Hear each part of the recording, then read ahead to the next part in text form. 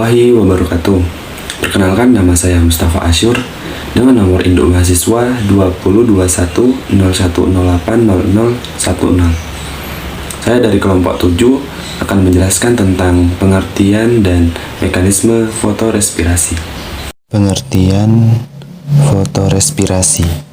Fotorespirasi merupakan rangsangan cahaya terhadap laju respirasi.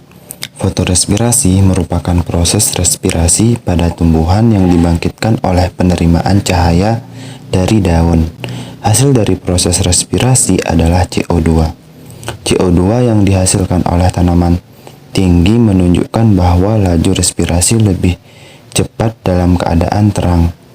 Penetapan laju respirasi dalam kurung mg, CO2 per dm kuadrat luas daun per jam sangat sulit karena CO2 yang dihasilkan akan disemat kembali dalam fotosintesis.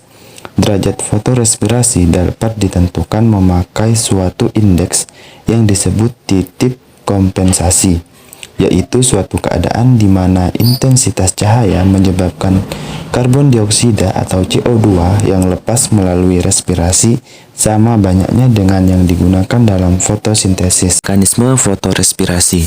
Ketika suhu sedang konsentrasi karbon dioksida titik 2 kurang lebih 350 ppm, tanaman C3 cukup air dan karbon dioksida melimpah, maka proses fotorespirasi tidak mengakibatkan masalah. Namun, ketika cahaya memanas, stomata akan menutup untuk mencegah kehilangan air secara berlebihan, dan fiksasi C dalam sirkulasi Krebs secara berkelanjutan akan mengurangi konsentrasi relatif karbon dioksida dalam daun.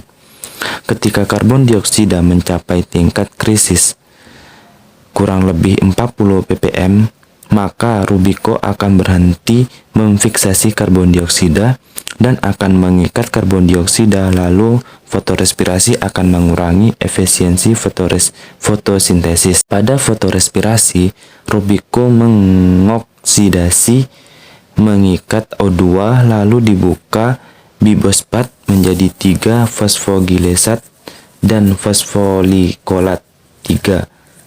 Fosfoligliserat langsung masuk pada siklus Kevin, tetapi jalur panjang fosfoglykolat menempuh memutar melibatkan 3 organel, yaitu mitokondria, peroksisom, dan kloroplas. Di mitokondria, proses ini melepas karbon dioksida seperti respirasi balik pada sel. Karena itulah proses ini dinamakan fotorespirasi. Meskipun dalam jalur berputar diubah menjadi fotorespirasi, beberapa fosfogliserat akan kembali ke siklum Kelvin. 3 fosfogliserat yang terbentuk pada kloroplas diubah menjadi ribulosa bifosfat melalui tahap reduksi dan regenerasi dalam siklus Kelvin. Amonia dan alfa ketoglutorat glutamati dalam kloroplas. Assalamualaikum warahmatullahi wabarakatuh. Saya Bidatu Syahada dengan NIM 20110108009 akan menjelaskan mengenai fotorespirasi pada tumbuhan C3. Baik, lanjut ke pembahasan yang selanjutnya, yaitu mengenai fotorespirasi pada tumbuhan C3. Nah, sebelumnya itu kita harus tahu dulu apa itu tumbuhan C3. Nah, tumbuhan C3 yaitu tumbuhan yang memiliki senyawa berkarbon 3. Untuk jenisnya sendiri, yaitu sebagian besar jenis tumbuhan yang bisa kita jumpai pada kehidupan sehari-hari. Selanjutnya, yaitu asam glikolat adalah substrat fotorespirasi yang terbentuk dari asam fosfoglikolat, yaitu asam yang terbentuk dari ribulosa 1,5 difosfat atau yang disebut dengan RUDP yang ada pada siklus Kelvin pada fotosintesis.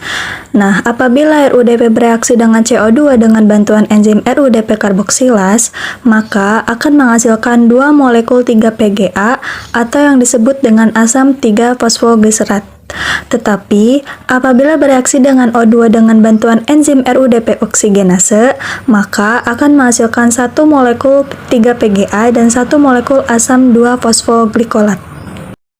Asam 2-fosfoglykolat akan mengalami difosforilasi menjadi asam glikolat. Nah, kemudian asam glikolat masuk ke dalam peroksisom yang terdapat di dalam mosofil. Nah, pada peroksisom ini terdapat 2 enzim, yaitu asam glikolat oksidase dan katalase. Dan enzim ini berfungsi untuk mengoksidir asam glikolat 35 menjadi asam glioksilat, yang kemudian mengubahnya menjadi glisin. Nah, terbentuknya glisin di mitokondria serta kombinasi 2 molekul glisin akan membentuk 1 molekul serin dan CO2. Dan pada akhirnya serin keluar dari mitokondria dan diubah menjadi karbohidrat. Assalamualaikum warahmatullahi wabarakatuh. Perkenalkan, nama saya Nabila Firdausi Suhandi dengan NIM 20210100813. Di sini saya akan menjelaskan tentang fotorespirasi pada tumbuhan C4. Selanjutnya, fotorespirasi pada tumbuhan C4. Perbedaan antara enzim PEP karboksilase pada tumbuhan C4 dengan RUDP karboksilase tumbuhan C3 adalah kemampuannya untuk menyematkan CO2. PEP karboksilase mempunyai kemampuan yang lebih besar untuk menyematkan CO2 dibandingkan dengan RUDP karboksilase.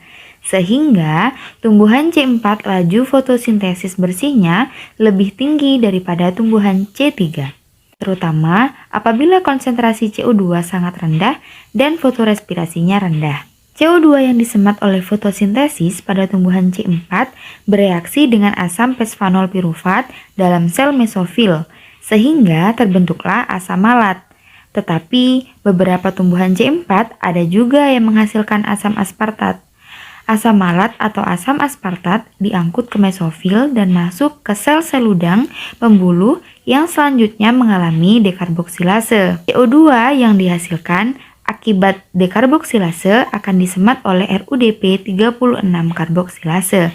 Kemudian diubah menjadi gula dan produk lainnya melalui pentosa fosfat reduktif. Assalamualaikum warahmatullahi wabarakatuh. Perkenalkan, nama saya Muhammad Irfan dengan nomor induk mahasiswa 202101080011. Di sini saya akan melanjutkan penjelasan tentang fotorespirasi pada tumbuhan C4. Fotorespirasi pada tumbuhan JAM. Tumbuhan JAM merupakan tumbuhan yang membuka stomatanya pada malam hari. Pada saat stomatanya terbuka, tumbuhan ini akan mengikat CO2 dan menggabungkan ke dalam asam organik. Proses fotorespirasi yang terjadi pada CAM gamma serupa dengan tumbuhan C4.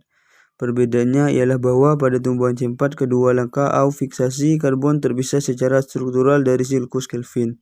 Sedangkan pada tumbuhan CAM kedua, langkah terjadi pada saat berbeda namun di dalam sel yang sama, karena ketidakefisianan fotorespirasi. Maka sejumlah tumbuhan mengembangkan mekanisme untuk menjaga fotorespirasi. Seperti pada tumbuhan C4, mengembangkan strategi ruang dengan memisahkan jaringan yang melakukan reaksi terang, yaitu pada sel mesofil, dan reaksi gelap pada sel seludang pembuluh.